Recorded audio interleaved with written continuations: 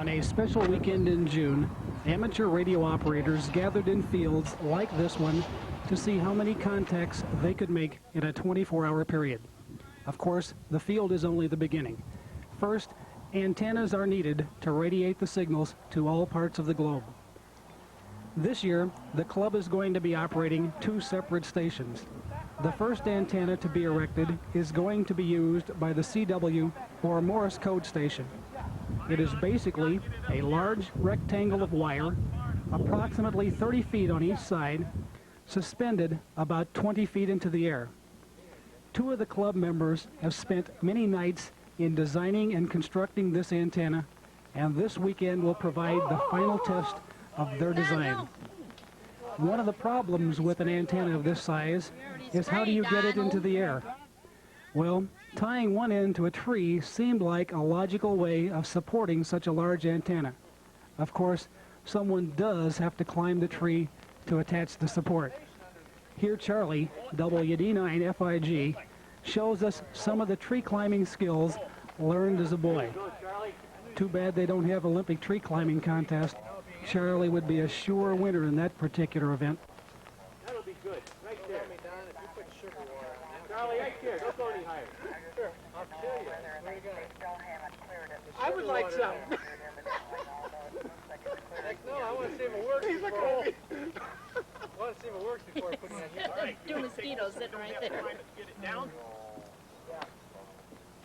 Good squad. What? Let me know when you're ready, and I'll throw it up in the air. Let it go. You ready? Yeah. Sure you're ready. I don't think you're ready. You can bend that tree over a little bit.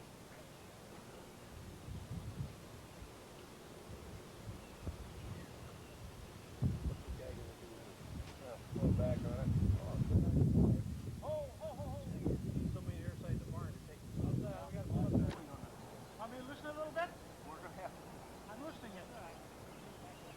Once one end of the antenna is fastened to the tree, work begins on stretching out the antenna and securing the other 3 corners.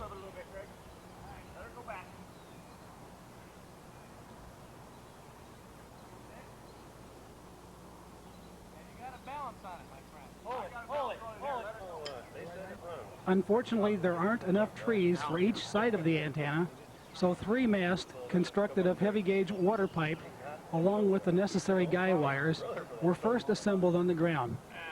The next step was to assemble a highly skilled team to construct the required hole. As you can see, there's nothing amateur about this effort.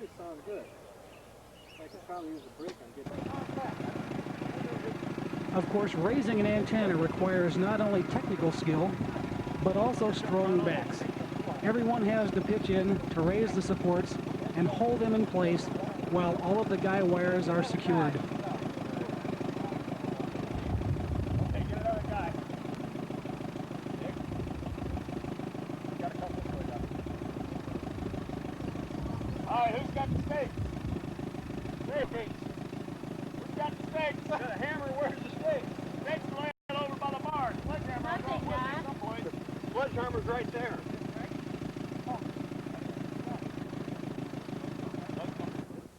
Meanwhile, over in another corner of the field, Jim, N9DFU, and Mike, KA9COM, are getting the antenna for the phone station ready. While the CW guys were going to try an experimental antenna, the phone crew decided on the tried and proven vertical. This antenna is only 25 feet long and very lightweight. It is easily erected with only a crew of 2.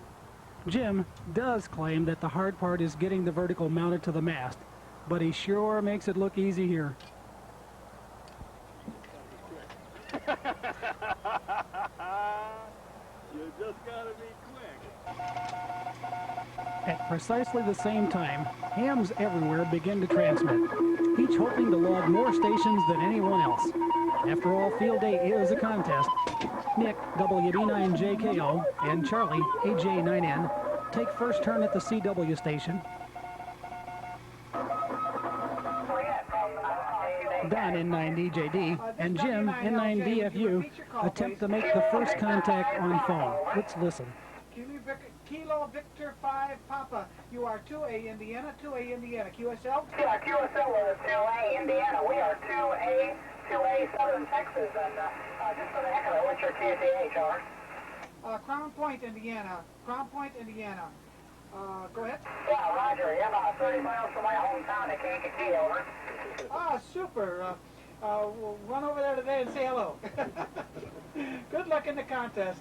We read you at 2A South Southern Texas. Good luck in the contest. CQ Field Day, CQ Field Day. This is W9LJ. He thought you were going to get this away from me. But the first contacts came from an operator in Texas who was originally from the local area. This pattern of contacts will continue non-stop for the next 24 hours. CQ Field Day, CQ Field Day. This is W9LJ calling CQ Field Day. CQ Field Day, CQ Field Day. CQ Field Day. This is W9 Long John. W9 Long John calling CQ Field Day. W9 Long John. W9 Long John. Kilo Delta 5 Romeo Oscar. KD5 Romeo Oscar. You are 2A Indiana. You are 2A Indiana. QSL? QSL 2A Indiana. You are 7A North Texas. 7A North Texas, KD500. 7A North Texas, QSL. Good luck in the contest. This CQ Field Day, CQ Field Day. This is W9LJ calling CQ Field Day. We got a straight wire to North Texas. Yeah, I think so. Yeah. W9 Long John. As the hours grind on, many different hands will operate, load, and verify each contact made. By the time field day is finished, over 800 different stations will have been contacted. Can you get a contact inquiry? Whiskey 9 Long John, W9LJ. W9 Long John, 3 Alpha, South Carolina. QSL 3 Alpha, South Carolina. 2 Alpha, Indiana. 2 Alpha, Indiana. QSL. Gloria, N9DJF, the president of the Lake County Amateur Radio Club, tells not only why amateurs participate in field day, but also of some of the other public service activities of the Lake County Amateur Radio Club. Field Day is celebrated nationwide. Radio clubs operate under emergency conditions, in fields, in tents, wherever they can, with emergency power, and they make as many contacts as they can. One of the things we learn when we get our license is that radio amateurs perform public service and help out in emergency situations. And the Lake County Amateur Radio Club operates in Field Day to train our operators. We also participate in walkathons for various charities. We help the March of Dimes, the South Lake Mental Health. We will be doing Leon's Triathlon. We also participate with the Red Cross in any disaster. If there's flooding or chemical spills, there's a group of us that will be called out to provide communications for that also. About Amateur that. radio is right here. This is where we're only missing right here. And a word here. That close. 24 hours after starting, the teardown begins. First, transceivers and other equipment have to be carefully packed away. Trailers and antennas have to be taken down and tents folded up and stored for another field day.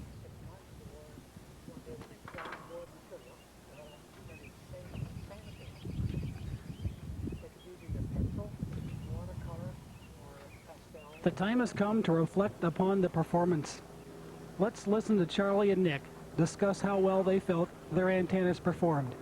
And also, let's find out how you too can become a part of Amateur Radio Field Day. It worked pretty well on 20 this morning, but last night it didn't do very well.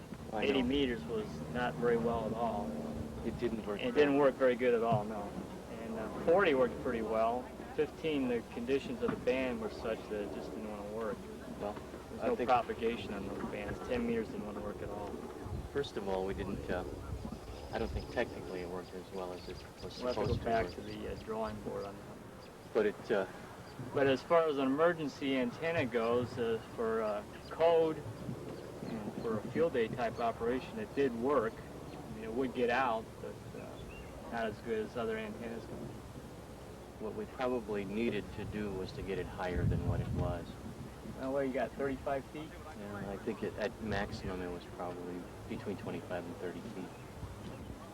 Well, the antenna, the design is literally a horizontal loop. And if we take that into consideration, then we have to take other factors as well, which literally mean the antenna just wasn't high enough.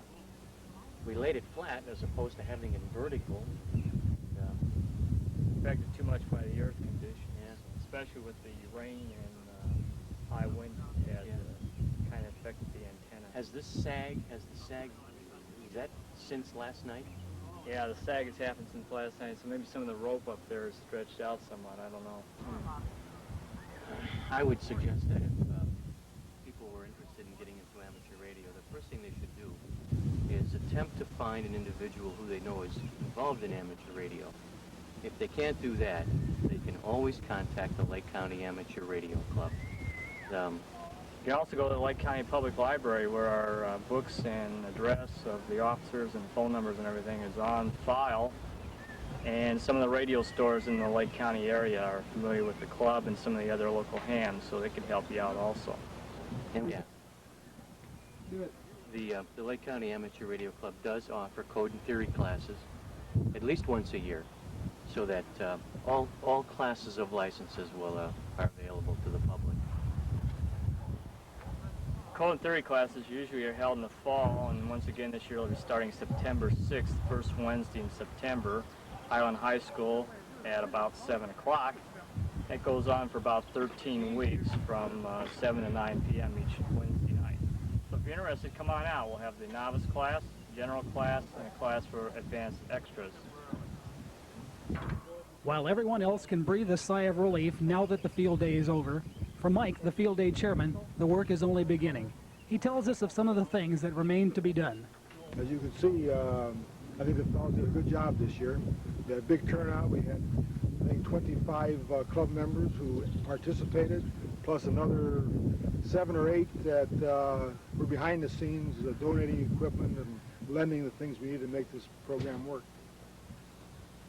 Now that the field day is over, we have to count the score and count our contacts and turn those into headquarters at the ARRL for evaluation and judging, and hopefully we'll win the contest. But besides that, we have to evaluate our performance, see what problems we had, where we failed, what we can do to make it better next year so that we can serve the public better when we do have an emergency. Yeah, right out of gas That's the main thing Charlie. we have to do is reevaluate everything, and then we'll pick up all our equipment, store it for another time, and probably add to what we have to make up for the shortages that we discovered when we came here and found we didn't plan maybe as well as we thought we did. So that's really what it's all about, but it's a lot of work and it's a lot of fun, and everybody's smiling, so I guess everything's all right. After all of the equipment is packed, and with our favorite field returned to nature, everyone agrees that Field Day 83 was a tremendous success. Yet even though the visions of this field day are still fresh in everyone's mind, one thought keeps reoccurring. How do we do better next year? See you next year for Field Day.